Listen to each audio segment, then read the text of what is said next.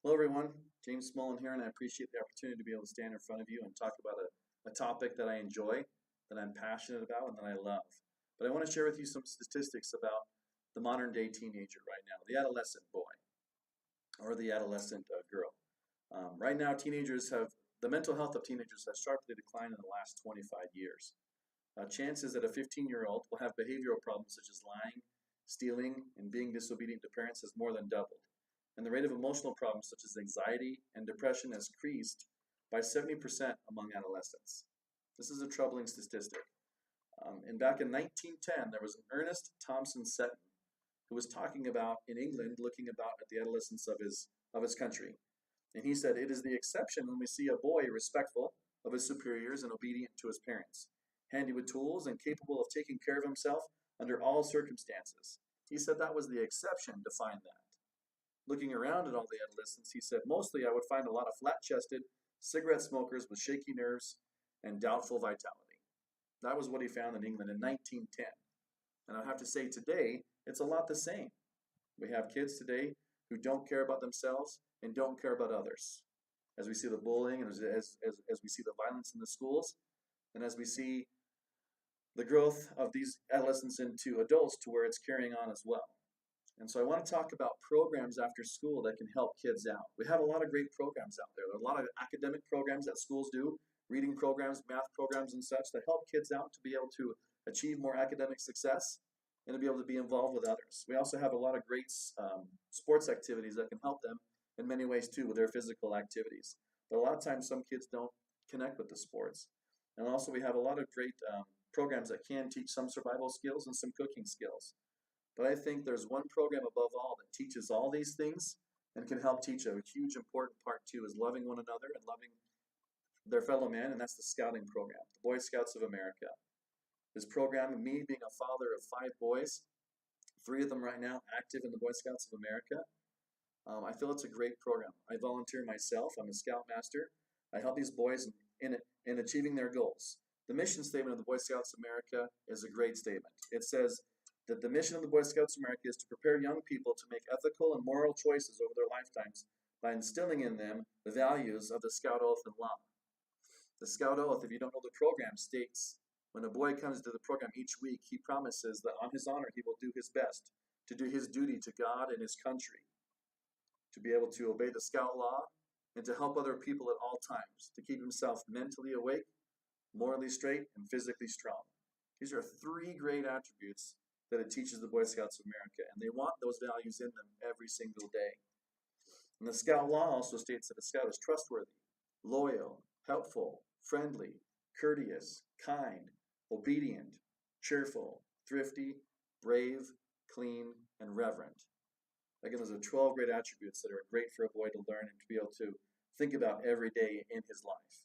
Now, Dr. Marilyn Price Mitchell says that young people today are more likely to be inspired by positive role models when they have growth mindset, when they see themselves as active learners and achievers who accomplish goals through hard work and perseverance.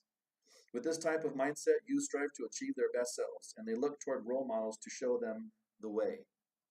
And with great leaders in the Boy Scout program like myself, and helping boys try to achieve these things, and boys having to go through a merit badge process and rank advancements, they're given goals, they're given things to achieve every single week, to push themselves beyond their limits and to help them grow. But there's a big problem with this program today right now, is their membership is suffering. A lot of bad press has resulted in the loss of a lot of financial support. For a lot of years, they wouldn't allow gay members, they wouldn't allow transgender members, they wouldn't allow gay leaders, and they wouldn't allow girls in the program.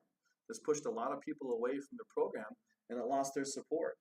Currently, right now, the LDS Church, and we have a huge LDS community out here, they're pulling their support by the end of 2019. And the Grand Teton Council, which is our council here for this area, says that they'll go, instead of having 23,000 boys, in 2 years, they're going to be looking at only 3,000 to 4,000. This is going to be a huge deal, because without that many boys, we're not going to have that many parents volunteering. We're not going to have people involved with the program, and this program is going to suffer. And so I have a solution for this. The Boy Scouts of America is a great program. It says the Scout motto is to do a good turn daily. And this attention turns them from an inward attention to an outward attention, looking for their other people.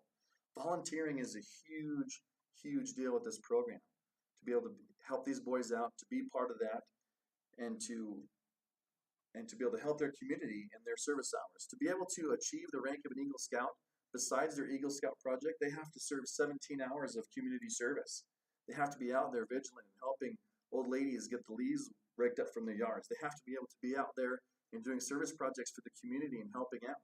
This is what they strive to do, 17 hours of community service in the program. And that's going to go away if it's not out there. And so this program, I hear a lot of objections about the program of it's an old program. It's over 100 years old. The boys don't get anything out of it. They don't learn anything from it. And I want to say that those are false. It is a great program with great leaders and with great support from their parents. It can be a huge program for boys. It's a boy-led program. The boys are supposed to be the leaders of the program. They're supposed to be involved with it. They're supposed to run it. Giving them those leadership qualities and opportunities is huge. And with a good program in place, it can help develop these boys and to be able to get them through the rough patches of life and to be able to have a sense of a membership of something other than their family. And the future looks grim without this program. If this program is going to completely go away, I think we'll continue to see a lot of the bullying and a lot of the problems that we have in our country today, where kids just don't feel like they belong, and they need to be able to act out in a way that gets them attention. And if we have a great program like the Boy Scouts of America, they're going to be able to feel involved and be able to feel part of the community. And by promoting this, I think we'll get a feeling of the good old days a little bit, to where we can have kids who are looking out for other people, being involved in their communities, and being leaders again, instead of what we have today of boys that can't take care of themselves, let alone save the life of somebody else. So in conclusion, I want to give a review about, again, the status of youth today is in trouble and is quickly declining. We have a membership of a great program that is rapidly decreasing. And the program today is still a viable option for the boys.